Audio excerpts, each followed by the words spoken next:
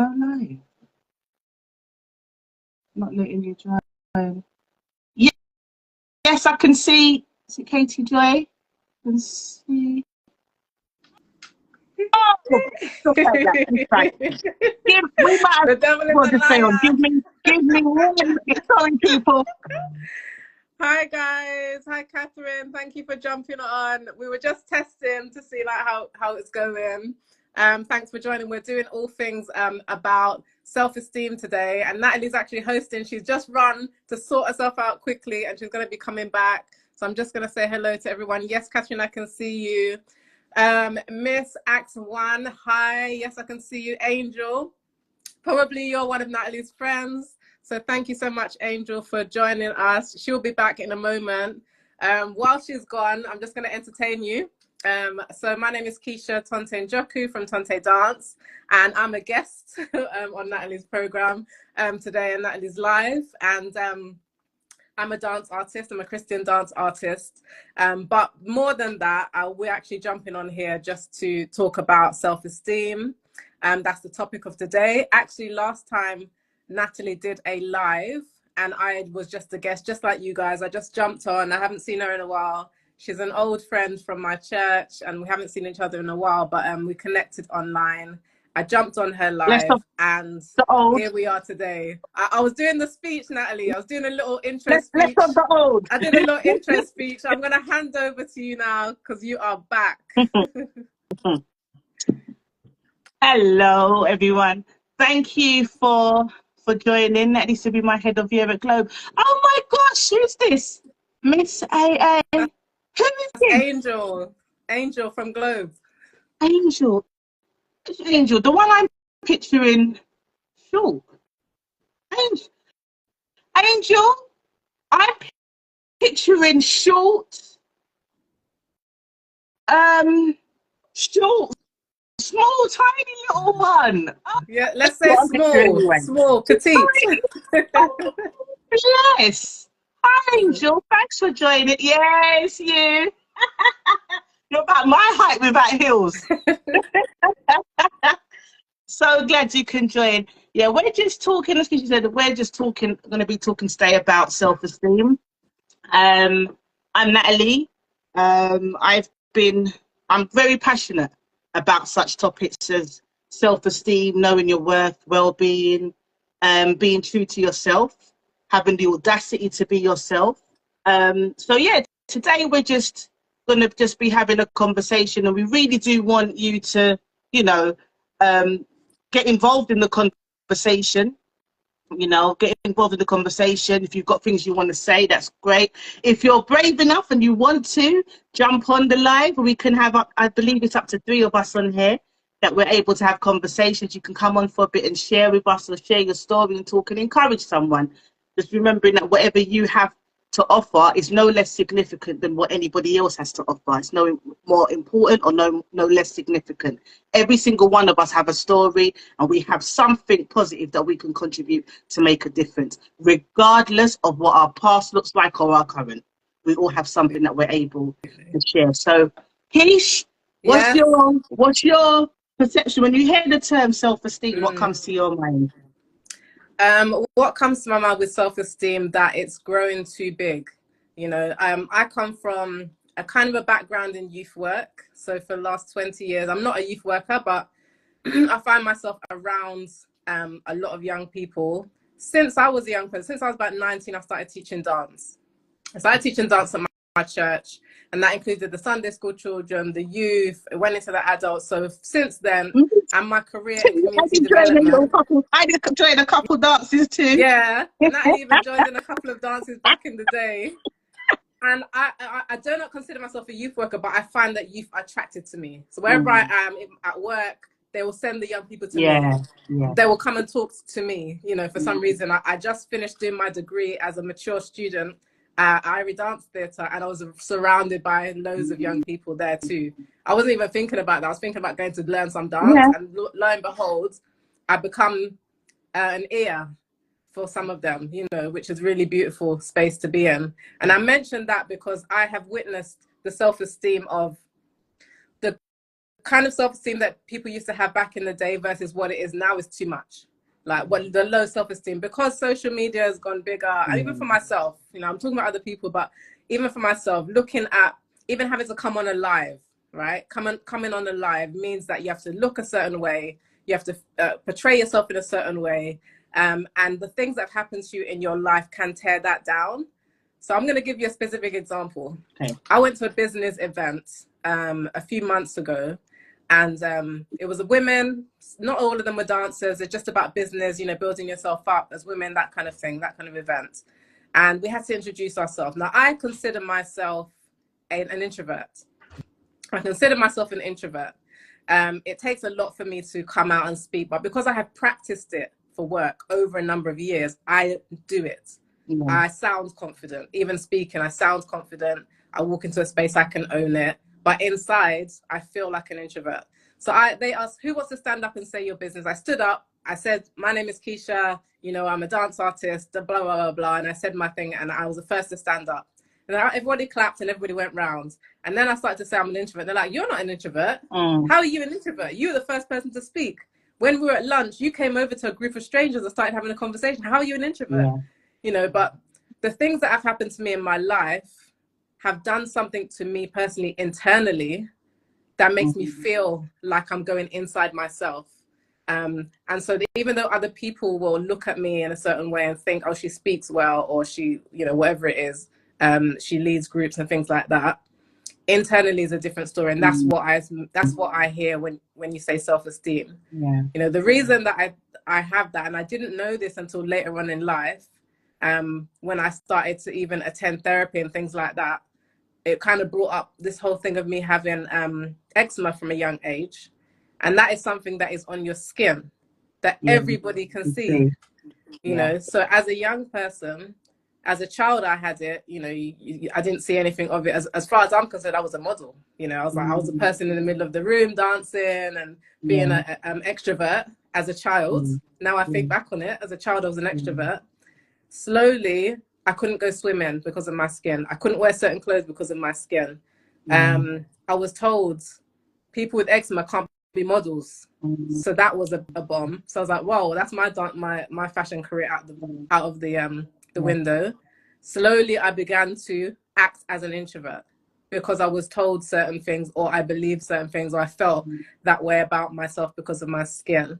Now, nobody else around me was telling me anything particularly negative. One or two comments, you know, but I wasn't bullied, nothing like that. I grew up very happy, but that seed was already there. And so I carried that as an adult, which is quite sad. And I didn't even know I was carrying that, you know. So other people are seeing the child, the 3-year-old in me who was actually an extrovert. They're seeing that in me now, but I can't see it because I feel small inside, you know. And how do we get past that? So that's just like an initial thought when it comes to it. So that's deep. It sounds like you're saying that you're an introvert, but you just have to find the right crowd to extrovert. I mean, I'm going on stage. I'm very nervous every time I go on stage, but I feel good once I see a crowd. If I see a crowd of 1 million people, I'm not saying I've been in front of 1 million people, let's say a few hundred people, which I have done. I feel good. I feel confident with that crowd. You know, if I have a crowd of 4 or 5, it's too many eyes directly on me. So I begin to feel nervous. So I'm a performer. I can go on stage and feel good as long as nobody can see me. In my mind. And for me now, I find that interesting because I would imagine from an ignorant state, because I'm not a dancer. Well, one believes that one can do 2-step, but you know, as I would imagine that that dancing would be great, like dancing or acting, like you said, perform would be great for somebody because you kind of like go into a different character, or it's a performance, you're performing. So I would have thought that would have been, you know, but then when you read it, like what you've shared, and when I hear stories from like some celebrities and so on, and they do tend to say about nerves and stuff like that, you know, that's quite an interesting thing. Everyone has nerves. I think that just goes for everyone. I feel like if you don't have, then where do you pull from? What I learned over time is when I'm going on stage, and I'm very nervous. I see other people doing their meditation, or they're going to a certain ritual before they go on stage. Some have a little music, some will do their warm-up, some will have the little meditation. I thought, what am I doing? I thought, I've got God. That's it. Why am I not praying? So I started praying hard. That by the time I'm ready to go on stage, it's not me on the stage. And I found that means that it's not me, I'm just a vessel that God has said can dance and uses me to go on stage. Because I'm nervous as hell sometimes, and I just go on and I'm okay. But it's a journey. It's not something that I got to quickly. And when I did my degree, I noticed it more because I finished in 2023. So in 2020, just about lockdown was happening. I was at home for a little bit, and then the arts were allowed to go to college or to uni earlier than everyone else. So I was able to go into college or to uni. And I used to automatically take myself to the back of the class. Why? And I don't know. At the time, it never even occurred to me. I just thought, I'm just new. I'm just going to hang back, see what's going on. Partly it could be because of my age. I was 40 and most of the people in our class were like 18, 19, 20. And come on, you're not old, man. Yeah, I was the youngest, you know. The melanin making the younger still. The melanin will work in the favour, you know. All of them were complaining that I look too young. There's no way I can be 40. You're lying. Yeah. So I was like, but I am. So. And why am I taking myself to the back of the class? And it took me maybe by year 2 to push myself to go to the front of the class. Number one, okay, I'm learning very new school stuff. The old school stuff I'm fine with. Old school hip hop, I grew up on it, so I would go to the front for that. But the stuff I'm learning that is very new, which is natural for anyone, I was like, I'm taking too long to learn the step. There's some people that are getting it really quickly, and I feel if I hang back, then that's going to help me. But that doesn't help you, because the more you hang back, you're copying other people. You know, you're trying to go off the energy of others rather than going to the front, learning it for yourself, and then believing that you can do it. So it was a process of me getting to the point where it's like, you know what, this is where I am, accepting myself for who I am, the stage I'm at, and then just doing it for my own reasons and not for impressing someone else. And that's where I'm at now. It was not an easy journey. Can imagine. It never really pays to try to copy others, or obviously dancing is different. You're doing a dance routine. You need to, you don't know, you need to copy the choreographer or someone who knows the kind of thing. But in general, I think sometimes one of the things that you said that stood out to me quite a bit is when you said that you would almost like shrink, you go to the back, like where less eyes can be seen on you because of how you were feeling within yourself. And the thing is, you within yourself are a dancer, a great dancer. You're not just a dancer, you're a great dancer. And the thing is, you would have something to offer. So even like if somebody else might have been in that same group or those classes or groups, whatever, and they're going through something, you would be in a position where you may be able to give them a word of encouragement or, you know, help them. But if you shrink yourself, that means that they're not getting what you actually have to offer. And there is something you have to offer. And we do that a lot. We do that a lot in general. We can shrink back for one reason or another. I used to sometimes hold back parts of myself because of how I would be perceived as a Black woman. So, for example, one of my most comfortable positions, if I'm sitting down and I'm listening to a conversation or having a meeting or a talk, one of my most comfortable positions is to, you know, fold my arms and listen. And there times I'll be like, oh my gosh, when I'm in certain settings where I'm the only one that brings the cutlery into the room, I'm the one that's kind of like, oh my gosh, I'm going to look like I'm being aggressive or defensive or, do you know what I mean? Or if I say something, there's times that things might be said and I would find myself speaking, like my daughter always says to me that I over explain myself sometimes because I want to make sure, that's not me now today, but I would explain myself and break things down, so I really didn't want to be misunderstood and stuff like that. But I've learned those who want to misunderstand you are going to find a way to misunderstand you regardless. Absolutely. You know, that's just the bottom line. But when you focus so much on how other people perceive you, you lose yourself. And I think it's a cheek, because I think that when we allow other people's opinions and perceptions and thoughts and their own experiences and their own stuff to get in our way and cause us to stop us from being ourselves, to me, it's a disrespect to those who raised us, and it's a disrespect to God, who's created us to be who we're to be. And remember, we always know that, I remember years ago hearing a saying, which I've always remembered. It said, God loves you just the way you are, but he loves you too much to leave you like that. So there's always a continuous work that's being done. And when you were saying about feeling sometimes nervous and then thinking about where do you draw from, I personally it might sound really weird, but maybe I won't say the word like, maybe that's too loose a word. I don't have a problem with being nervous, because I know that it's not about me. When I'm not focusing, if I believe, if someone was to say to me, if I was cocky and someone said to me like, oh, can you just, I've got it, I know it all, I've got it, then it would be easy to go out up front and be like, yes, this is me. And that's when you often can fall. And I think when I stop and I think about the fact that the skills, the abilities that I have to be able to talk to people and to fit in different places and to be able to speak to people in ways that they can understand and relate to.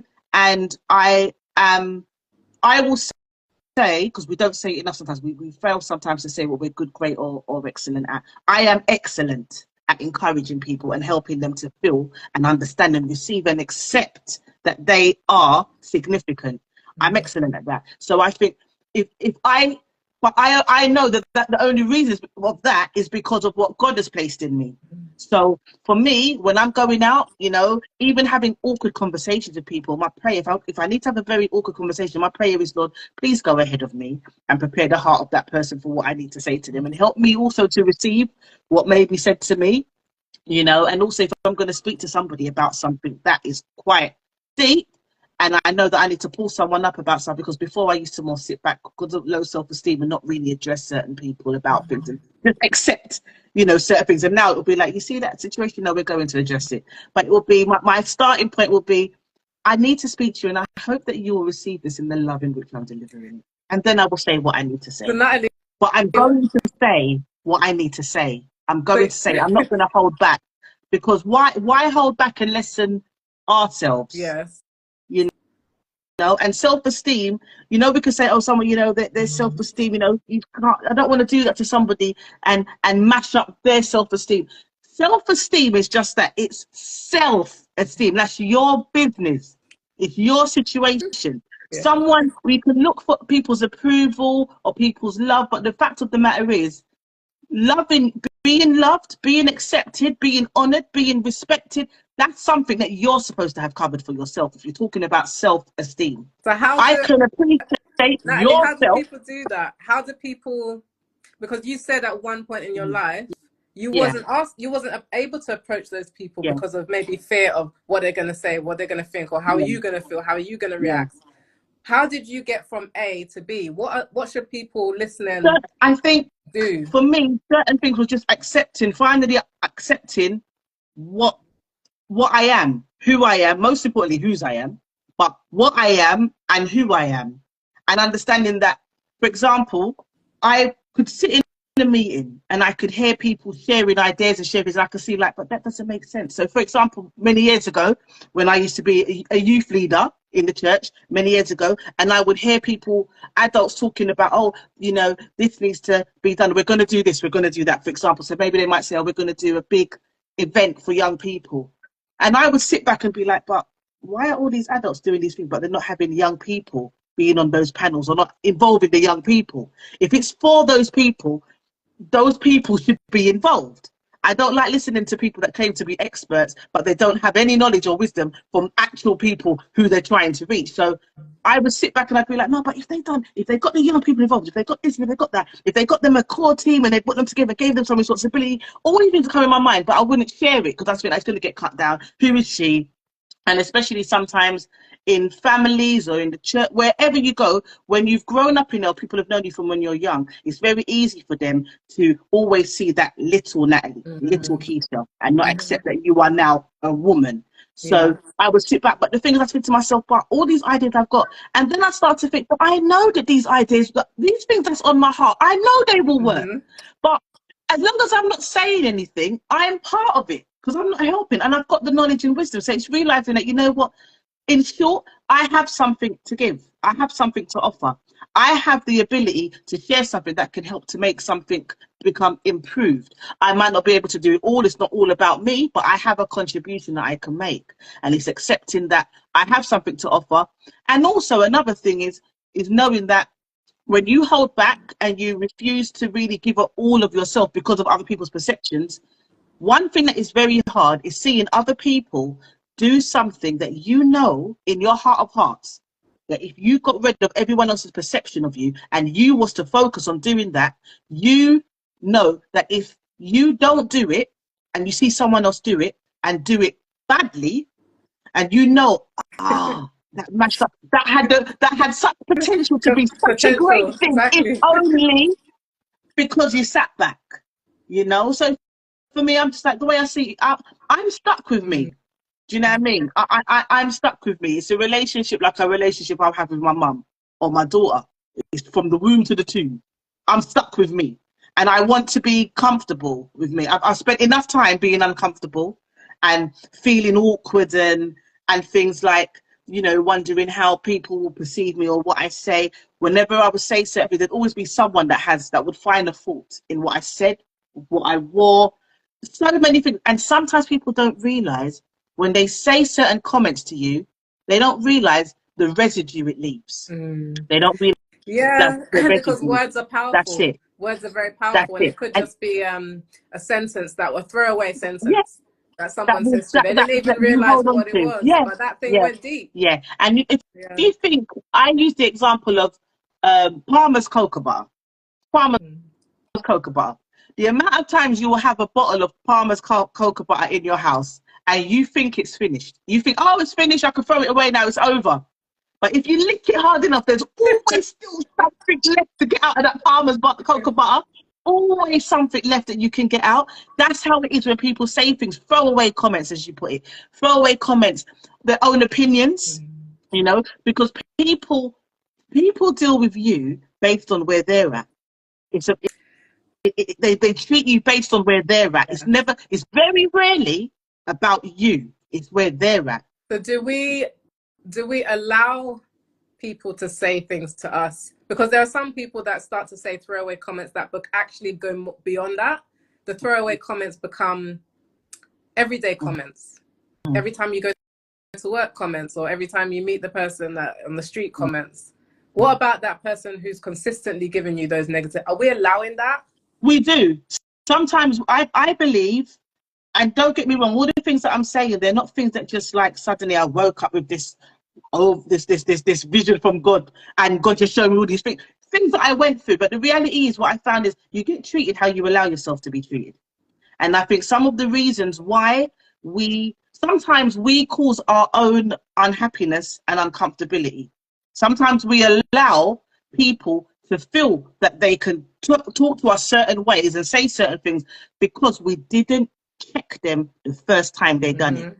They said something, it made us feel a type of way. Maybe we might have thought, you know what, I don't want to make a scene, or let me not say anything, or maybe they didn't mean it that way. You justify and you find 1,001 different reasons that it might be. It may not be any of those things, but you think of 1,001 different reasons and you justify it. Whereas if you also say to somebody, you see that thing there, what you've done? We're going to revisit that. Now I revisit it. I tell people we're going to revisit that. How I deliver that is based on how I'm feeling at the time. If there's something that I say, I'll be like, you know what? You see me and you, we will be revisiting this. Or it'll be like, you know, we need to revisit that. It all depends on what I thought the person can say. Right. Delivery is key. You can say anything to anybody if you know how to deliver it. Understand? A doctor can tell you that he's got some bad news for you, but he's still got to tell you whether you want to hear it or receive it or not. So I think sometimes when we don't check somebody, the first time someone takes a liberty with us and they say something or they do something that hurts us, the first time they do it, maybe they didn't know the impact. They didn't know what it was going to come. They didn't know if they could get away with it or not. But after that, you determine next if they're going to feel that they can do it again. And you have to be able to type within yourself, I'm not going to accept that. I'm not going to accept any disrespect to myself. I'm not going to accept set, because especially if you set standards, you know that you set standards for yourself and you live by them and you honor them, then I believe that when you're honoring your own standards to yourself, you become more aware and more respectful of other people's standards and boundaries they have for themselves, and you honor those also. So I think that the same way you would think to yourself, well, actually, I don't want to say this in a particular way because it might make them feel away. I would expect people not to do that with me, but I will correct people and I will pull people up, and I do. Even there's been some of the most awkward conversations with people of much higher statuses than I. So can you give us an example? Because I feel like when people hear this, it's easy to say, is there any specific example that you can think of to help people? Because I find this difficult to do. I'm doing it more now, only just now. And how old am I? I'm 45 years old. Why is it taking me so long to get there? Because I didn't see it. I didn't see how much of my self-esteem was withered away until I was put in a certain position and it was highlighted to me. Yeah. So sometimes you have to be put in a certain position. You're like, hold on a minute. Why am I always feeling like this? Or someone has to tell you. And I find these days, there's not that the thing in the Bible where they say that the older women should share with the younger women and the older men should share with the younger men to glean the experience from them so that you can know. So I'm trying to do that with my children now, and even young people that I meet. I will be as open as I can, you know, within reason, obviously, so that I'm not holding back the information. Because I look, I know I'm waffling a bit, but the question is, how do we? No, it's like yeah, a real example of your maybe experience that you had where you had to use that. You had to use that skill of saying it in the right way, delivering something that may have been hard to someone, having those boundaries. Can you think of something, a specific thing that I've had to speak to my own managers in the past. I've worked at, over the years, I'll keep it very general. Over the years, I've worked at various places. And on some of those places, I have had to have some quite challenging conversations with managers based on how I felt I was being treated. And it was very uncomfortable. Prior to speaking, it was very uncomfortable because I was scared, you know, like they're going to fire me if I say what I've got to say. How will I be perceived? Also cultural barriers, being a Black woman, them not, and things like that. But what I would find, like on some situations, I would feel how I'd be treated. I also once had to take a grievance out on a manager many years ago when I was in one of the early times I was working in a school, and that it's funny. Me and my friend were speaking about that yesterday. I had to take out a grievance because of how I was treated. Now that one was with another Black woman, how she treated me, and that was basically down to a lot of jealousy because the young people that I would speak with and how they would receive me. Because remember, there's that saying: some people hate you just because of how others love you. It is very true. And I remember how I would feel. I wanted to say something. I wanted to do something, but I felt I didn't really feel I could. It's a manager. It's your manager. You've got to go back and face them at work. How do you do that? Your manager's the person you're supposed to go to when everybody else is coming at you. How do I go to this figure who's treating me badly? And it was really, really uncomfortable, painful, because they would speak to me like I was rubbish on their shoe. And then they began, I didn't say anything certain times and I'd hold back because I felt like if I say something, I'm in a work environment. In a work environment, my mindset was, I can't deal with you the way I would deal with you if we were outside of this work environment and we didn't work together, because I would deal with you very differently. You know, I'm a Christian, I believe in God, but I'm not the type that will turn the other cheek. I can tell you that straight. If you slap me, I'm not turning the other cheek. Do you know what I mean? So that's me. Still a work in progress, but I'm not turning the other. I'm not turning the other cheek. I tell you that straight. So for me, it was a case of I had to be mindful. What's the different possible outcomes that could come if I say something? I could speak. I could end up. I could be fired. I could make things worse for myself, and they could try to find ways to try to manage me out or whatever. Or it, you know, it could be a big argument. Or one of the things my mum used to say to me when I was younger is that sometimes you can have your right in your hand, but you can lose it if your attitude is wrong. Meaning, for those, if anyone is listening, meaning that sometimes somebody else might do something to you and you're well within your right to be, you know, you're not in the wrong. But if you then decide to deal with it in a really nasty manner or bring yourself down to their level, you've lost your right now, because it's gone to a different level. And I would always have that in the back of my mind. Thanks, Mum. I would always have that in the back of my mind. And so I was feeling really uncomfortable, and I was beginning to dread going into work because of how I'd be treated and what have you. And then I would start to see it would be happening in front of some of the young people. In the end, the young people, they, well, I'd taken out a grievance, they wouldn't have known, obviously, but then they went and when the woman spoke to me one nasty way one day, they ran and grabbed the headmistress, the principal of the school at that time, and brought her. Wow. For her to speak. I had no idea the woman was behind seeing it all, but she saw. And then that whole thing, along with other things, got me really thinking that for me, when I'm feeling really uncomfortable, Keisha, I find that one of my things is I won't eat. I don't eat. I just lose weight. My weight fluctuates anyway, but I won't eat. I come home. I was almost be like a recluse in my bed. Have my ringer off. Don't want to talk to anybody. If my daughter, when my daughter was younger, if my daughter would ask me questions, ask me things like, the easy answer would be like, oh, I don't know. She didn't get the best of me because I wasn't happy. I was hurting. I felt like I was being reduced to nothing, and that would happen when those situations would occur. Then it's, well, I can't keep living like this because my daughter's not getting the best of me. My home is supposed to be somewhere where it's supposed to be safe. She's supposed to feel comfortable. So as far as I was concerned, I'm not going to keep doing this. And there was only, what can I do? I have to do something. Because as long as I sit there and I don't say anything and don't do anything about it, it's going to continue. So I had to do something about it. For me, this wasn't somebody that was a person that I could say, you know, I hope that you'll receive this in the love in which I'm delivering it. This wasn't that type of character. This was a nasty, disgusting human being. Unfortunately, such people do walk among us. This happened, I happened to buck up on one. And, you know, that got dealt with because of what she witnessed when the young people grabbed the principal. My whole thing got expedited. It got brought forward quickly. My people in Lambeth unions came, and then I didn't. Maybe a day or two after that, she was no longer working at the school. Wow. Now, so there was that, but then it was a case of, well, I still got to make sure that I maintain this, because I started to feel good. I thought I spoke up. I've done something about it with help from all these young people, but I've done something about it. But I had to make a step, and so it's realizing that I don't deserve to be treated the way that I have been.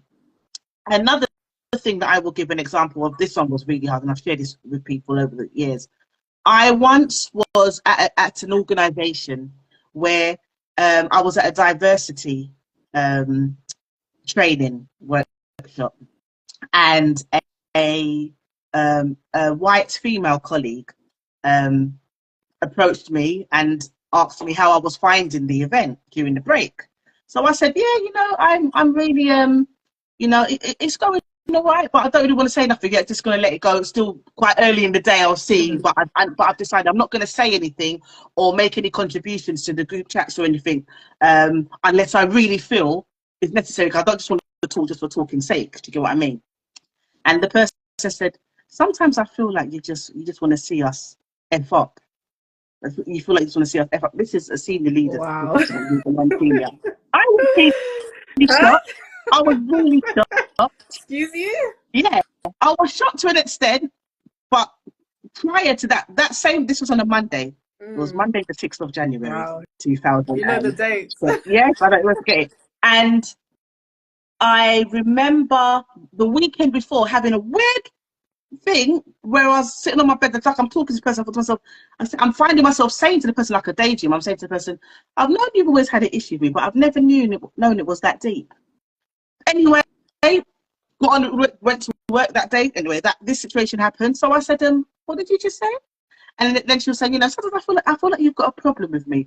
I feel that she just started picking all these things, and at once she said something, and I said to her, you know what, I think you're actually reaching now. And that's the words I said. I said, I think you're reaching now. Then she said some other stuff, and I was like, she goes, yeah, I thought they're just waiting for SMT to F up. So I said, it made me feel, Keisha, that all these people at SLT must be sitting down discussing me. I must be this talk of the town. I felt really, really uncomfortable. The way I felt was like she had, like I was a dartboard that she's just throwing one after the other after the other. What you suggested to me is, you've had these things, because I thought me and you was fine. You've had these things all these times that you've been feeling towards me. It made me feel and realize you're racist. It also made me feel to myself, there's something deeper, because this, you've come out ready. So I feel like you lured me, was that word, into a false sense of security. You've lured me, just by asking me, oh, what's your thoughts? For me to say something, being me. And you've done it in a diversity training. That's not no coincidence. And I was hurt to my core. I sat down in that meeting, in that workshop, and I began drafting my resignation letter. I was hurt to my core. And I remember one of my colleagues at the time gave me some encouragement during the lunchtime break. We walked down to the KFC, gave me some encouragement and what have you. But I always remember the way that I felt, and I remember feeling like, how dare you? And the role of the person was a role that you wouldn't expect such behavior and things to come out of their mouth. And that it really hurt me to my core. But I was very proud of the way I dealt with it, because I didn't say anything at the time, because in my mind, because of how I felt in the past, the low self-esteem and knowing people like to try to find fault in it, I thought, I'm not giving you anything. I feel you're trying to rise something out of me. I'm not going to give it to you. And then she also shared something that in there, and she was like, oh, I feel like you seem angry. And we had watched a clip in the training about not saying this to colleagues. So I reminded her of this statement, but I was really pleased with the way that I dealt with it, because I didn't have any shame. I didn't put any shame. One thing I always say, I don't want to put no shame in my mum's eye or shame in God's eye when I'm dealing with things. And I dealt with it, got someone to meet with us at a later date to have a discussion about it. She apologized. I didn't accept the apology. I don't have to. That's the thing. I don't have to accept it. And I was really, really hurt. But I remember seeing that, right, I saw growth within myself. It was a very uncomfortable position, but it also was something, based on that, I later on went into a new position after she left that was very similar to hers, and was able to do the best that I could in terms of how I dealt with people, because I knew how it felt to be dealt with certain ways. And I believe sometimes I think God doesn't make things happen to us, but I believe he allows us to go through things because he knows we're going to come out better if we allow ourselves. He doesn't take us to the water, he takes us through it. We have to walk through. You have to walk through it. And it reminds me of the story of Joseph when his brothers were jealous, threw him in. It's Joseph, right? Yeah, Joseph and his many colors. Threw him in the pit. Well, Technicolor dream. Everyone knew that. So, sent him off to be a slave somewhere. Got in prison. He even helped someone. The person just forgot about him and left him in the prison. Got accused of this and that and the other. And it's like God's training ground for who you're going to be. How do you respond when your family hate you? How do you respond when you have an injustice, you've been accused of something you haven't actually done, and everybody believes it? How do you respond? Because you can't control anybody else's thoughts. You can't control anybody else's gossip. That's right. You can't control anybody else's thoughts towards you. That's right. The only thing you can control is yourself. And there's one thing I've learned: how do you keep your dignity? And exactly what you just said, because you could have been like, oh, and big thing blow up in the middle of the training. I could have given her what she wanted. You are now labelled, the black angry black woman, aggressive. Would you have got that job? Probably not. No. I wouldn't have been there I would have been escorted. If I had dealt with that the way I would have been escorted. And if my other colleague had seen that, the two of us, right? But you know what you have to do in moments like that? Sometimes it's hard. But one of the things where it comes in handy, you have to remember your home training. Listen, hear your mother's voice, hear the Lord's voice.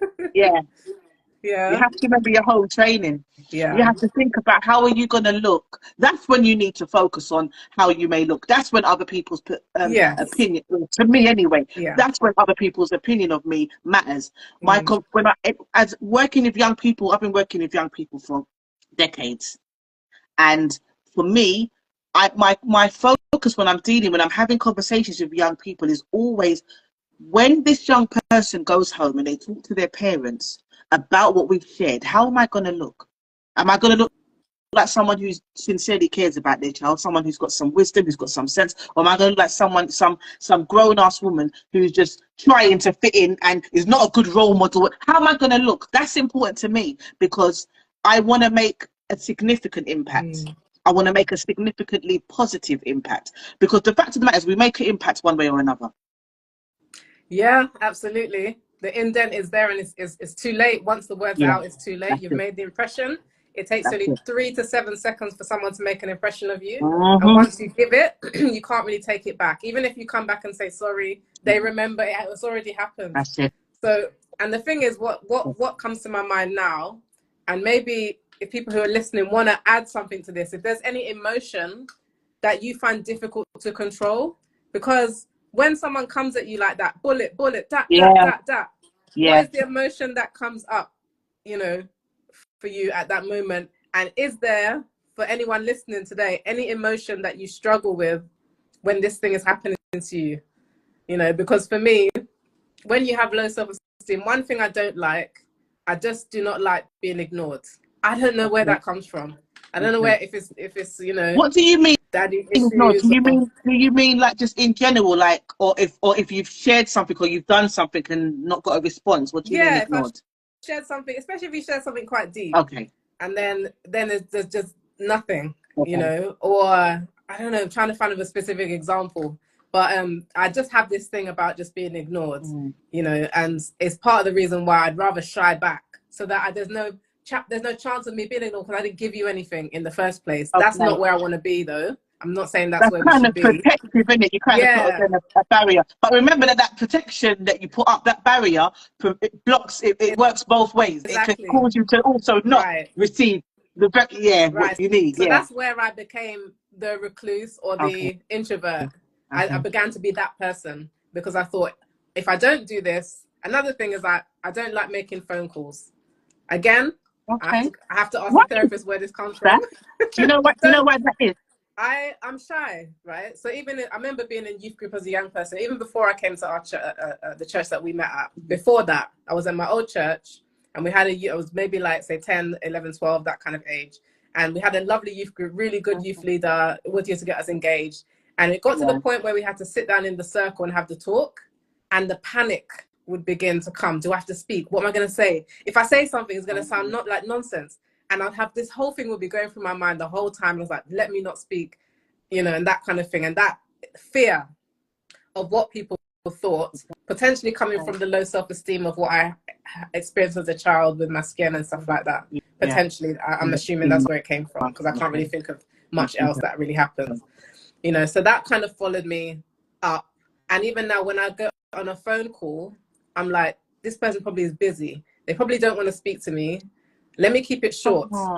Okay, let me not do the small talk because that will prolong the call. It's nonsense. It's the devil telling me all this nonsense about the phone call. Do I make the phone call? Yes. I've been a program manager. I've had to create programs overseas with international, you know, stuff, and I had to speak to many different countries, learn many different cultures quickly, so I could form a relationship with them, build a youth program in another country, go there, talk with them, done train. I still hate making the phone call. So I'm talking to people who are professionals who are still doing it, but there's something in you. I don't know what that thing is. And even at work now, sometimes I'm a community worker. I work helping youth workers with their training needs. That's what I'm currently doing. So I have to speak to a lot of them, build relationships with them. What do you need for your training? And organize the training for them and stuff like that. And to pick up the phone, and because one of the things we have to do at work is pick up the phone and make a lot of phone calls to them, encourage them to come out, encourage them to take part in certain things. And I have the same, as a 12-year-old, the same panic that comes up about making this phone call. Do I do it? Of course, I'm going to get fired if I don't. If I don't make the phone calls and make it happen. I make it happen. But where does that come from? Where does that fear Yeah. of what I people think of you, what they're going to say? They and don't think anything. Once I get into the yeah, conversation, it's fine. yeah.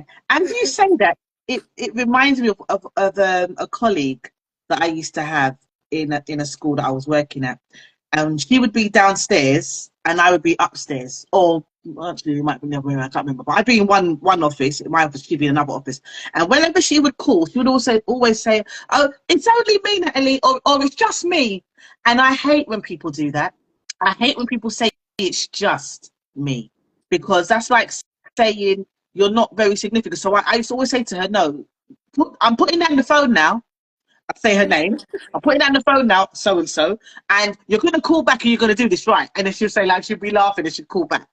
Now, because for me, it's so important that we don't belittle ourselves. And even like when people say things like, even if they say like, "Oh, I'm gonna be doing, oh, I'm going here, I'm gonna do," it's just thing. I'm just going. I'm only no. Just say what it is that you're doing. I think when you're on the phone, I'm a firm believer that even if you're scared of something, it can be really uncomfortable. But even if you're scared, you just got to face it. If it needs to be done, you just got to face it scared. This is it. You've got to face it. Yeah. You've got to do it, kind of thing. Have to. Yeah. But think I think something that would be worth thinking about is that when you're saying like you feel like uncomfortable making a phone call, maybe thinking about, well, why is that? What? Because you're saying like you feel like you're gonna say you feel like they might not have time for you or stuff like that and all of that. But what you have to say is valid. You're phoning them for a specific reason. It's something that's going to be beneficial. I'm even giving them money sometimes. Yeah. I've got money for you. So why wouldn't they pick up that? This is why it doesn't even make sense. So it says it to me that it's not a position that I want to stay in. And I need to shift from that kind of mindset as to who I, again, but it goes back to the self-esteem. People just prefer texting. Yeah. You know, some people prefer, my daughter, for example, she'll talk about her, she much prefers messaging. That's just her preferred thing. Not because she can't or whatever, because when she's ready to tell some counsel about themselves on the phone, she's there. Do you know what I mean? But I think it's more thinking about what is it that you have to say and understanding that what you have to say is valid, and not worrying or considering that people might not want to hear from you for any reason. Because from you ain't done no one nothing. You're bringing them good news. You understand? We've got money for you. Do you understand? So try focusing on try not to focus on, well, it's just me, or I feel like I'm bothering or whatever. No. Well, what you have to say is valid. It's useful, and it's going to benefit them ultimately. Well, on the flip side now, because now I've gone through quite a number of years of coaching, mentoring, counseling. I put myself through that because I recognized some of these things in myself, and I thought I cannot stay where I am because I'm building a business, I'm building a ministry, I'm trying to affect change worldwide. I did not plan to just leave what I'm doing in London. And that's the kind of mindset that I have now. I can see what it is that God wants me to do. How I'm going to get there, I don't know, but I have to be a different person. So I began to put myself through the coaching, the training, the therapy, and all the rest of them, just to see myself. And now I've got into a place where, especially with my dance work, so at the moment I am I'm delivering freelance workshops. For example, I organize productions, things like that. But I have to someone might be asking me to come and be a dance instructor within their organization or something like that. And then I have now got the ability to say, actually, this is what I'm worth.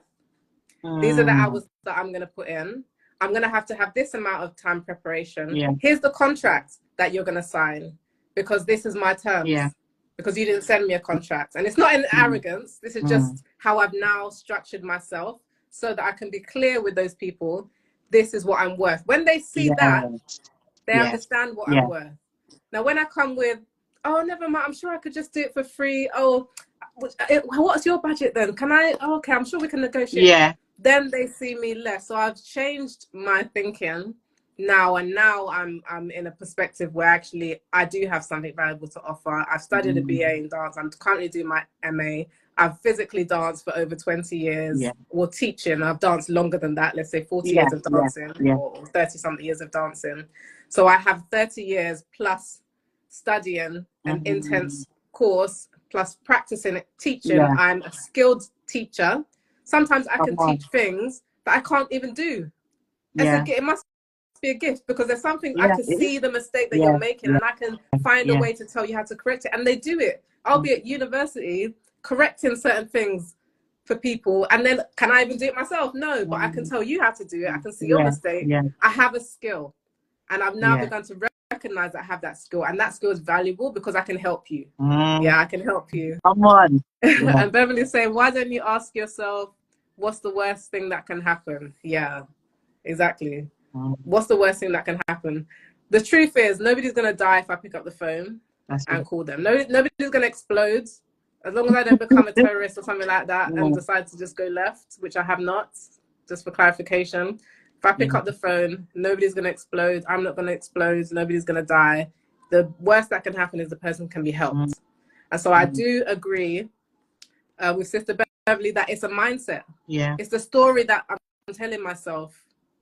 Yeah.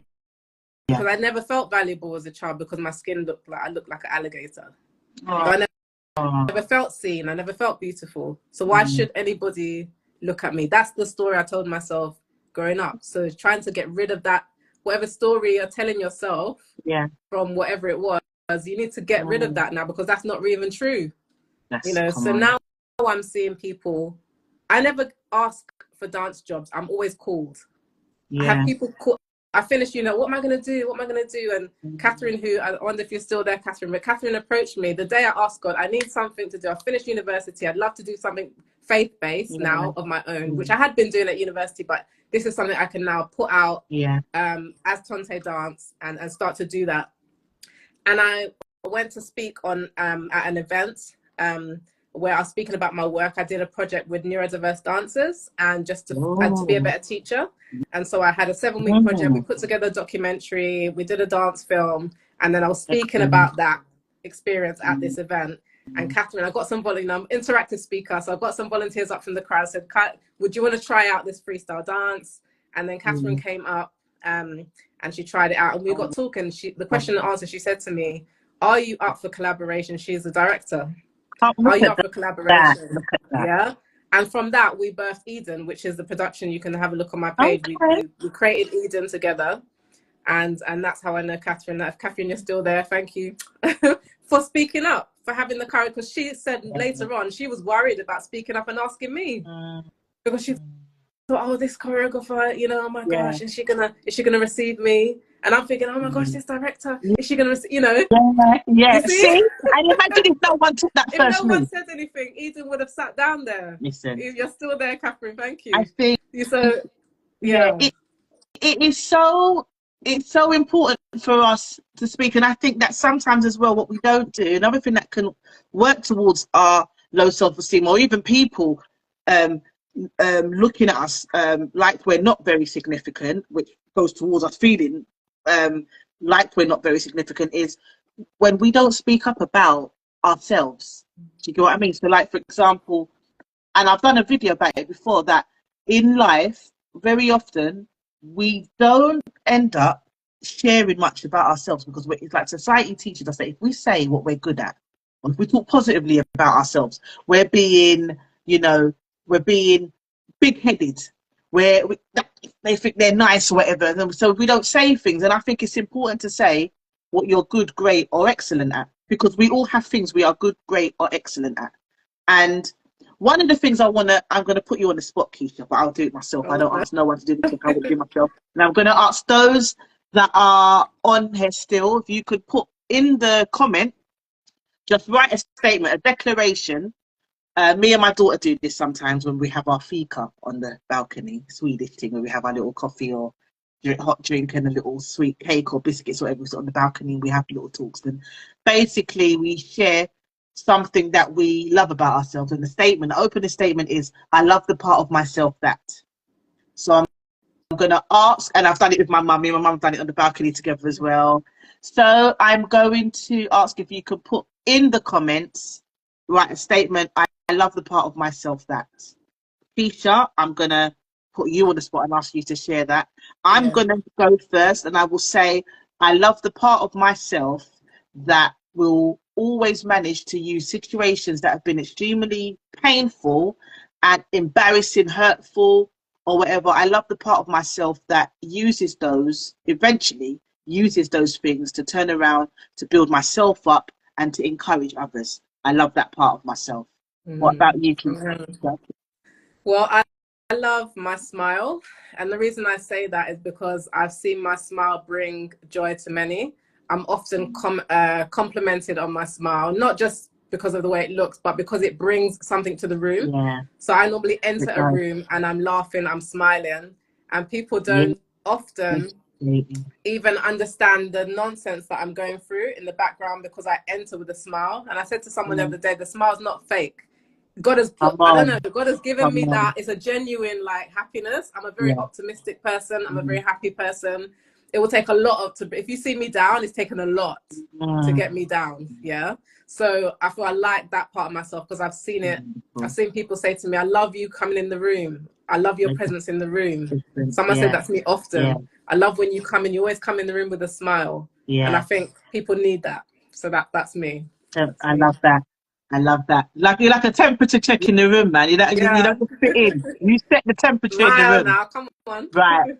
Katie Joyce said, I love the part of myself that tries to be determined. Oh, I wish, can't we click like, I like it. Love it. But yeah, I love that. I love the part of myself that tries to be determined. Because we often don't think about those positive things of ourselves, you know. Beverly, my mum, this is the only time I get to call her Beverly. Beverly says, I love the part of myself that used my bad experiences to help others. Yes. Wonderful, wonderful, wonderful. Ah, she said, beautiful smile. She admires you. Wonderful. Yeah. What do you love about yourself? Insight to Marketing has joined. You're not getting out of it, Vic. Please, lovely to see you. Can you please write a statement in the comment section about something that you love about yourself? We're talking about self-esteem and we're doing things with a statement saying, I love the part of myself that, and then whatever else it might be. And if anyone has anything more you want to write, because I'm sure there isn't just one thing that we love about ourselves. If there's anything more, I think when we're talking about self-esteem, we've talked about real things. We've had a conversation, talked about real things, but I think it's always good to also bring in some aspects of the positive things when we're making those declarations and we're thinking and giving ourselves cause to think about the things about ourselves in a positive way. We've spent enough time in our years looking at the things that have been negative, the things that are wrong. Let's look at the things that are positive. I would say something else I love about myself. I love the part of myself that inspires others. I love the part of myself that will always seek to inspire others no matter what. Even those that have not been a friendly friend to me. I love the part of myself that still seek to inspire and still seek to encourage and help people even when they haven't been the greatest to me. I love that part of myself because it shows that I don't hold malice. I don't, try to be spiteful. That's just something within me. That's God, because I don't think that's self. Yeah, well, that's me. What about you, Keith? I think I love the part about me that's creative. I have a very vivid imagination. They used to say to me as a child that you daydream too much. It used to be in my report cards, daydreamer. And they put it in my daughter's report card now. And I'm like, I don't fret about it because I understand what it is. Yeah, we have a creative mind. We're constantly thinking about what it is that we're creating. I love music. I'm a musician and a dancer, and I like to fuse the two. I like to have visions of productions. I didn't know you was a musician as well. You don't remember I used to play drums at church? Oh yeah. Yeah, that skipped your mind. Yeah. I mean, I wouldn't say I'm in a band or nothing like that. Let's not get it twisted, guys. I'm not in any band, but I used to play drums at church. Yeah. And we had to learn drums, a little bit of drums at university because we're dancing to African drumming. Yeah. And I love the percussion. And I now teach my children to learn timing. It's in me. Like I don't just hear music. I separate the music down to the drum, the bass. That's how I hear music. Who's singing? Who's off? Who's on? That's how I hear it. So I have that creative thing, and then Yeah. that moves in with the dance, and then I have the ability to put that onto dancers' bodies and have a vision, and they do it, and people enjoy being in my pieces. If I create something, people enjoy being a dancer in it. So that's But it. how does that feel for you though? How does that feel? It's exciting. I love it. It's when I'm at my most, even I'm talking now, my voice is raising because it's what excites me. Yeah. It's what excites me. I'm like, oh my gosh, I know I can see this on stage. I need 5 dancers. I need them to do this. Then we're going to have that bit come in. Or what about the costume? That is when I come alive. Yeah. That's when I come alive. So the planning. Yeah. That's it. So you're bringing yourself into it. And in order to do that, you've got to be your full self and be able to do it and not hold back. I even said to myself, nah, I barely went on the drums for a long time because I had children, and you know, I had to look after within church. I had to look after the children, so I couldn't be on the drums and leaving them and all that. So for a long time, I put that away. But I always had it. I really love to get back to it. I always kept saying, I really love to get back to it. I love doing it. Why don't I just do it? And so recently, I started teaching my son, who's interested in playing drums. So every day after church, we go. He's 8. He's going to be 9 in March. Yeah. So I've started teaching him, and that gives me an opportunity to get on again and like remember that I actually really enjoy. I find it easy to pick up beats. If someone just tells me quickly, I never learned by going to lessons. I learned because the boys at my youth group, my previous youth group, used to play drums at youth group. And then I was a bit of a tomboy. Used to hang around with all the boys. And they used to teach me something, and I'll just play this, and I'll pick it up. They're not really teaching me; they're just showing it to me, and I pick it up. Then I came to our church, the same thing. Had a group of guys who were on the music. They would show me something. I'll pick it up. Then I went to college. I met a drummer there. He would show me something. And that's how I learned drums. I never went to any classes. So it's fun. It's fun. You know. And even like just aside from like the drumming and that aspect of you, like your professional side, which I guess is like for you, it's like a professional, but it's also a hobby. It's also not just professional and a hobby, it's also just a love of yours. It's part of who you are, but there's so many different facets to you. So how do you maintain your positive self-image, you know, in all your other areas? Because you're a wife, that's a good question. You're a wife, you're a mum, you're a colleague, you're a business owner. Like there's so much. How do you maintain your well-being and a positive self-image for yourself? So I think I've had to. Sister Beverly saying, I think you should. I can't call her mum because I could call her Mum Bev. What should I call her? Mum Bev. I think you should have another collaboration. Beverly. Tomlinson 54. Yes. But she's saying have another collaboration. Absolutely. Oh, so yeah. So my other areas of my life, okay, I've had a lot of ups and downs. Even Natalie, because we've not really had a good talk in a long time. This is probably the good talk we're having now. So there's a lot of the gaps there. You know, I've got married, I had children, I've got 3 children, and I do work as well. I'm trying to build lots of different parts of my life. And I realized I was getting too busy. I'm this type of person that would accept yes to this, yes to that, yes to that. And then I would find myself overloaded and getting unwell. And the eczema would come back because of stress. Yeah. So what I decided to do is I needed to reduce the stress. So I took a 4-day holiday without the children away. Just the first time I did it, I just went somewhere local in the UK. It was a random beach. I just wanted to be beside the beach because I love having 7 a.m. worship on the beach, as in worship dance. So I just wanted a beach, very random place, Felixstowe, never heard of it. Went there for 4 days, had a hotel, and didn't have any plans. There was no agenda to each day. The only agenda was, what do I feel like doing today? That was it. I wandered about. I went to the museum. I went to the beach. I did worship on the beach, dancing. I went to a cinema. I came back. I had silence and I heard God. Because when you're too busy, you can't hear God.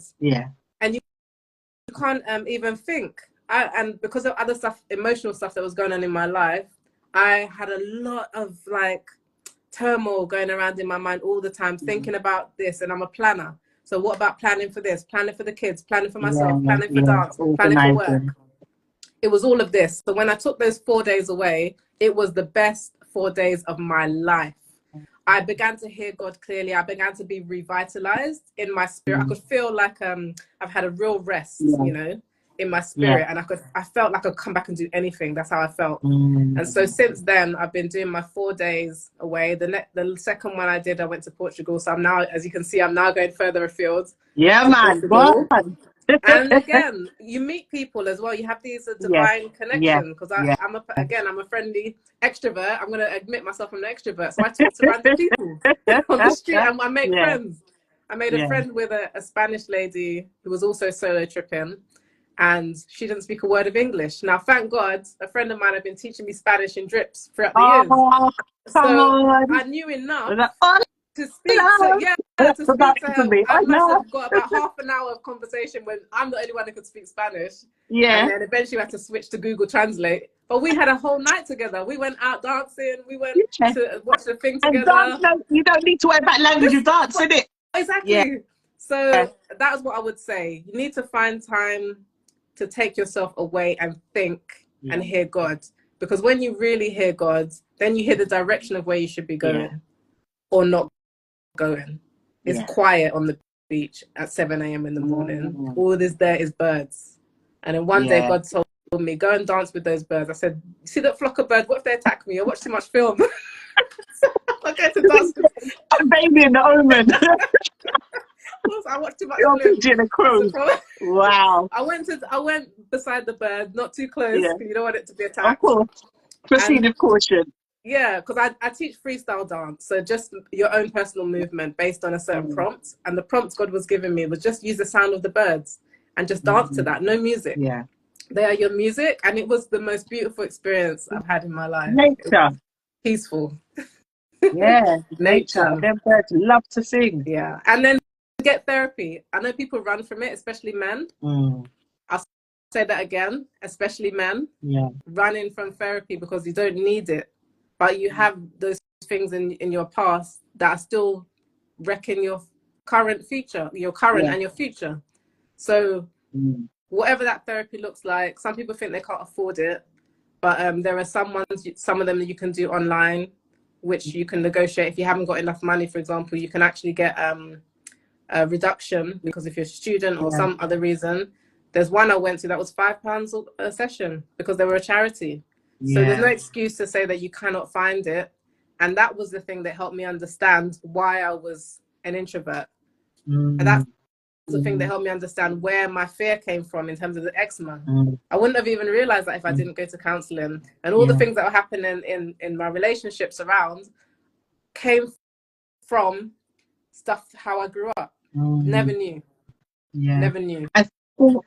I think if you, as you mentioned about, men, particularly not necessarily wanting to have counselling, I find that to be, I have found that to be very true in a lot of men I have spoken with, friends, colleagues, and things like that. And I think that, as you mentioned, that 2 male counsellors that I would recommend, one is a psychotherapist. I would suggest there's a black man. There's one called Carl Barge, and he has acomatherapy.co.uk. What was it? .com. Acomatherapy. You can Google that. And Claude Murray. Claude does I think it's C Murray Consultancy. I vouch for them. They are great therapists, and I think, like you said, Kishi, it's so important. I think that there's no shame in seeking help to get help to unpack some crap. Do you get what I mean? Because the thing is, we don't want, it's the same way, like for me, when I've worked with young people, you try to work with them and support them, and even with our own children, we want to work with them so that things that they experience in childhood, not everything's positive and not everything's negative, but things that they go through, we want them to be able to get rid of and not have to carry with them into their adult life.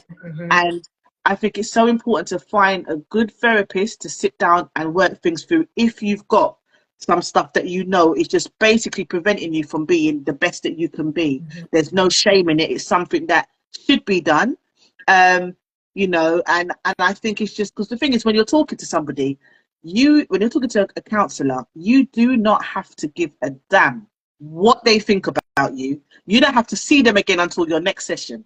If you see them on the street, you don't even walk, don't chat to them. Do you know what I mean? So, and also, and for women, I know my mum is a counsellor, and there are many other counsellors, but I definitely, my mum, Beverly Tomlinson, her website is gemmaunique.com or .uk. Gemma Unique. She does counselling and that.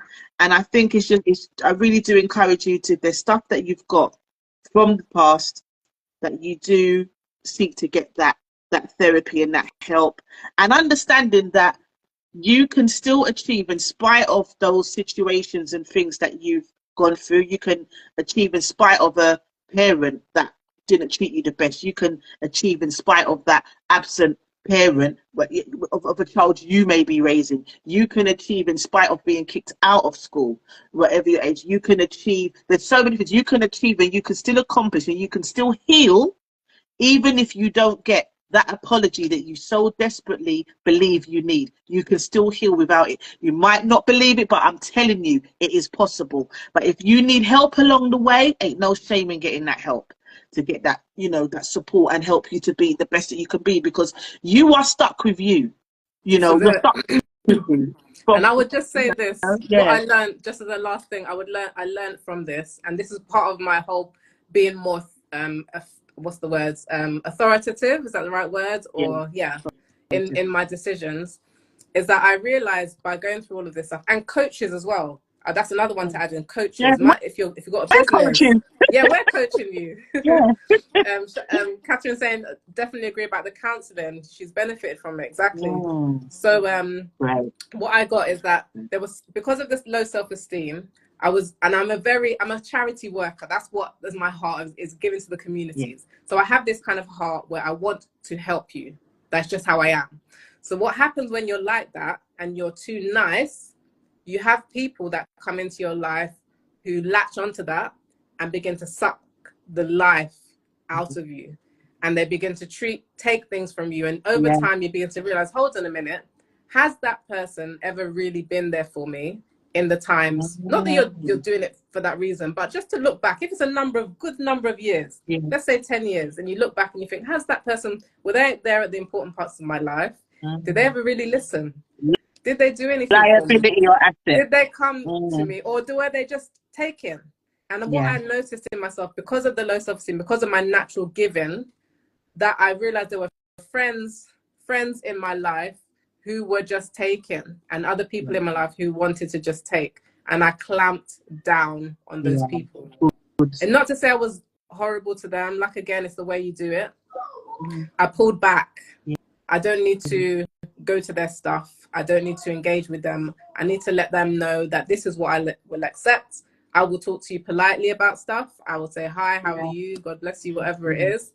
I'm not having a long discussion with you about my stuff because you're a gossip. I've noticed that. I don't say that to the person. I'm just saying I just don't do it. I don't even explain it to the person. I just do not give information to that person anymore.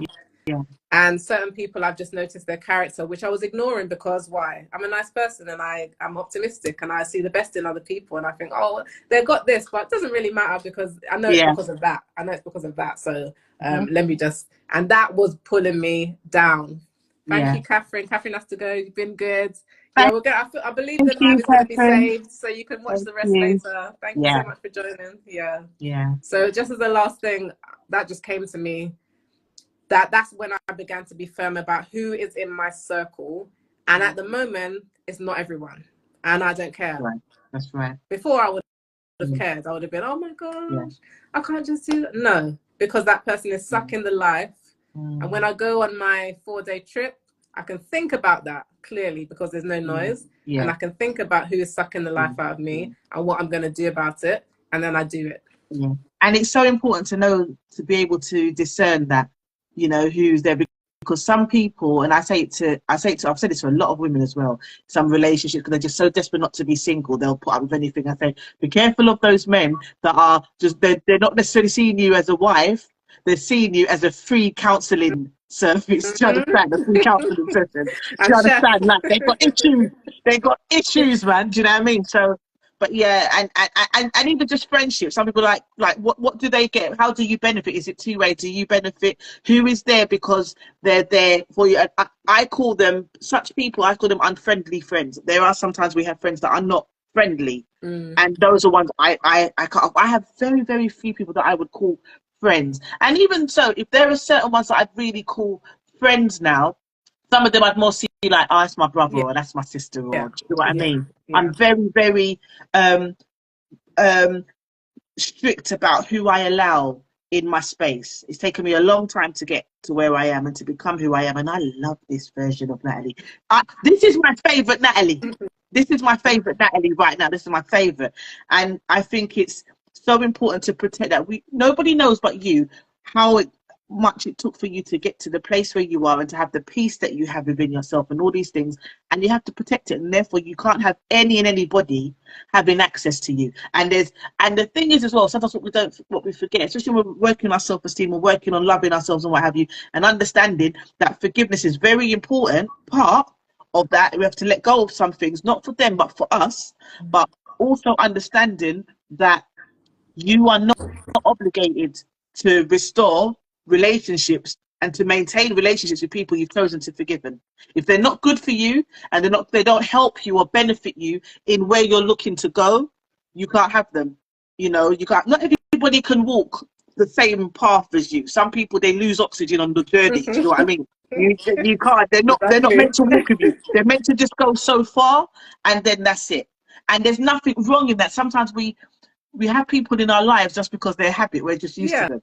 You know what I mean? It's like, but they're not serving any purpose. Yeah. They're not serving any purpose. They've always been there. So yeah. And sometimes they're just not meant to. Some people are just there. We always hear things like, you know, people are just there for a season. There's a time and there's a season. You know, like, you know, what's that song? You know that song when you used to sing in back in the days of assembly, there for everything turn, there is a season, turn. I don't remember all the words. I just remember I think that song was so boring. I used to get in trouble because I used to muck about and I used to get told off by Mr. Salmon, the English teacher, for singing and misbehaving. But I always remember that song because when you look back and you think about it, it's true. For everything, there's a season, you know, and not everybody can go with you where you're going. And if there are some people that were there that didn't really help you when you weren't feeling your best, when you were struggling, or some of those people contributed intentionally or unintentionally contributed to you feeling not the greatest about yourself or helped you to feel less than, they shouldn't be in your life.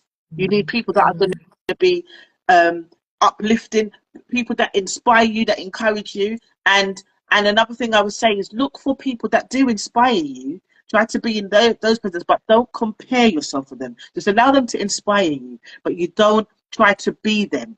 Don't feel that you have to do it. If they're inspiring people, it doesn't mean that if they say to you, well, I think you should do this or you shouldn't do that, oh, this is someone I admire, I must do their opinion. No.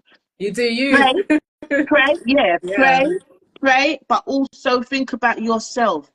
Be the best that you could be for yourself. Do you know what I mean? You don't put no shame in your creator's eye. You don't put no shame in your family's eye.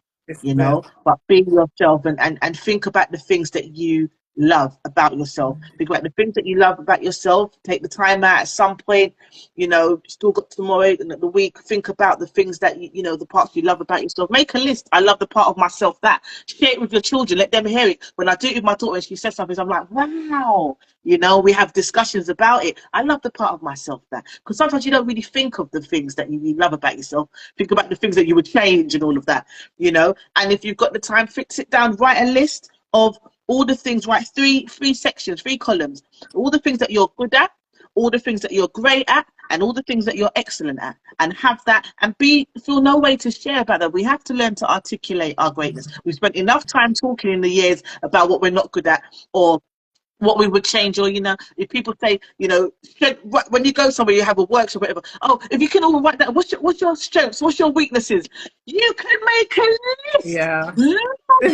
On and on. And the strengths. I don't know if I should say that because I might look a bit. Is that really a strength? Is it? But you could make a whole long list about all the things that you think are wrong with you, all the flaws. And some of those things that you see are flaws are basically your superpowers because if you master them, You'd be amazed because there are things that you can do that no one else can do. Imagine we're here, we're able to do a live talking about self-esteem and things, and we've experienced low self-esteem in many instances. Sometimes we might still be going through it now. Sometimes we might come across something that causes us to be insecure at some point, you know, in the future. But the fact of the matter is, I know that for me as an individual, as Natalie Tomlinson, I am a great individual. For you, Keisha, as an individual, as Keisha, you are a great individual. Together, we bring our greatness together, you become dynamite. So it's about knowing who's your team, who is your tribe, who are the people you should make the time for, and understanding that you can spend time or you can invest it. This has been an investment. This hasn't been us spending time or waste time. This has been an investment of time. We've invested our time, and something will come because it will encourage others. This is it. And one of the things that, because I've been doing a lot of thinking about relationships as well, and I watch these podcasts. I don't know if any of you have ever watched My Dear Future Wifey, and there's a range of these different podcasts. Have you watched it before? There's this one clip where the woman's wig falls off, and yes, right. Yes. oh my God. Oh my God. We'll use the sound effects on a lot of the videos. There's a different video I've seen, but I have seen. I haven't watched much of those, like in general. But I know you've seen that. You know that one. That's when I saw it first. I thought, let me check out this one. And some of it is quite insightful because they bring on couples on there, sometimes individuals, and they just do a lot of real talk. And I think in this society, sometimes the real talk is just not there. And if I have known some of those things before, I would have made completely different decisions. And again, I would have checked my self-esteem. What are my values? What do I take? What do I not take? Do I have to change myself because of this person? Or is it possible to find someone who matches exactly to me? When I say exactly, I don't mean 100%. I just mean you don't have to change all these bits of yourself to fit the person. And I've seen now by watching positive relationships, or at least relationships that have been real, real with us and told us how they got through.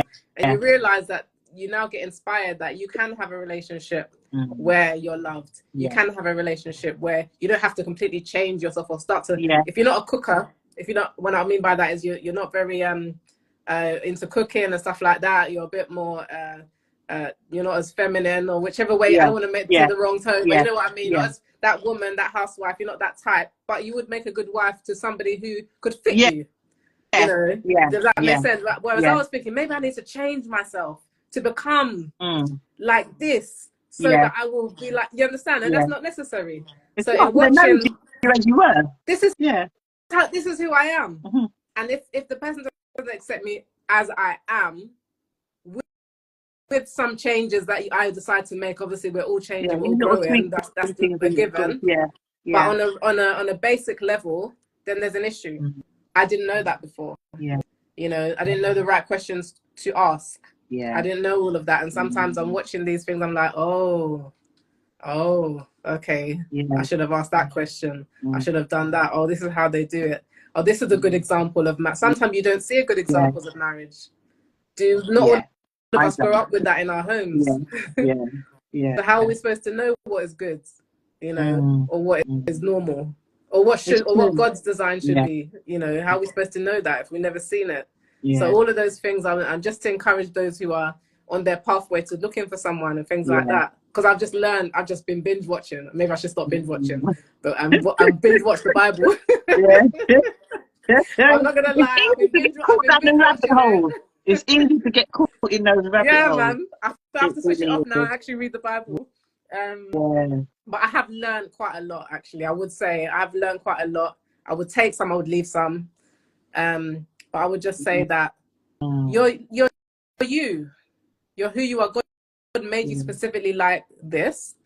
So there's no need for you to change yourself or be someone in order to attract this. You be yourself and you attract the person who's yourself. If you change yourself into this character, you're going to have to maintain that character for 25, 45 years. And you can't. Because every single thing has an expiration date. Including us. Are you an actor? Right. Are you an actor? Right. And even if you're an actor, actors have to rest. That's right. Actors have to come out of character. Everything and everyone has an expiration date. Listen, don't tell lies to yourself. Do not tell lies to others. Why? if you're looking to have a long-term relationship with that person, then the lies need to come out. And when I say lies, I mean like you just pretend to be this type of person. Maybe you pretend to have money that you don't really have, or you pretend to have this accolade that you don't really have, or you say the right thing but never really do it. You know. And also remember saying that when it comes to, you know, being authentic, and understand that the only alternative to the truth is a lie. Simple. And where does lies come from? Right. I rest my on that note. There we go. There we go. But yeah, I think we'll wrap up here. I've really enjoyed. I've really enjoyed this, and we have to do another one very soon. I really. I'd like to try them on different platforms as well, but we'll talk about that after this. Absolutely. But yeah, I think I'd just like to say, just everyone, just keep working on that journey of self-love. You know, learning to accept yourself, be yourself, and do you, and not dwell on other people's opinions of you, and understanding that even when you've had some of the roughest times and you felt like rubbish but insignificant, you've come out of that. Even times when you might have felt before like, oh, you can't get through something, you go through really tough times, and there's probably things you've gone through and you thought you wouldn't overcome those things, but you have. You know, Keisha, you've got a channel which I'd like you to share and let people know where they can go. And also I'll say that for me this week I do inspirational quotes, videos, I do a blog, I do all sorts of stuff. And today's blog on my website, which is natalietomlinson.live, I have a blog which is called You Can Get Back Up. Check that out, get some encouragement. And Keisha, where can people go to find more about you? Yep, so you can find me on all platforms on Tonte Dance, spelled Tonte. It's my middle name and it means the will of God. And at the moment I have, funnily enough, as Natalie asked me to come on this and talk about self-esteem, I was just editing a YouTube video entitled Self-Esteem. And so you can check that out. If you type the word self-esteem into the post, the last post on my page that's related to this live, you type self-esteem in, it will automatically send you a DM with the link to that YouTube video. It's also in my bio if you didn't catch that. And that video is basically what I do. I run Healing Through Dance workshops. They're Christian-based workshops. And what you'll get is about 15 minutes of a kind of reflection on the Word of God and what it says about self-esteem in this particular video. I'll tell you a little bit of my journey in more depth. I've sprinkled a little bit in. I'm going to go much more depth there about my story on there, so you can hear that, and then relate it to what God has to say about it and what God has to say about you. We now transition into, I'm a hip-hop dancer. I love all things urban dance, so we're going to do a little bit of a warm-up with hip-hop movement, quite simple. You don't have to be a dancer to do it, follow along. And then after that, I'm going to give you a task to do based on the scripture, and that is the way of creatives who love to digest scripture but want to use a creative way to do it. So my memory God needs to give me a lot of help in my memory. So one of the ways I memorize something is when I dance it out. So you're going to use freestyle dance to dance out your story based on the scripture. And you'll be surprised what comes up as you dance, as you meditate on the scripture. And then we're going to have a little bit of a cool down at the end. So it's about 25 minutes long. So that can be your me time. If you can't get away for the 4 days, but you just want that half an hour to just spend with yourself, if you're creative, or you just want to have a go and you love dance, it's Christian based. It's over on Tonte Dance on YouTube. Again, just type self-esteem in the post, or just head to my bio and you can just watch it there and enjoy. It's completely free. And yeah. Thank you. All right. Take care, everyone. Bye. Thanks for joining us. Thanks for having me. Bye. Thanks for joining. Bye.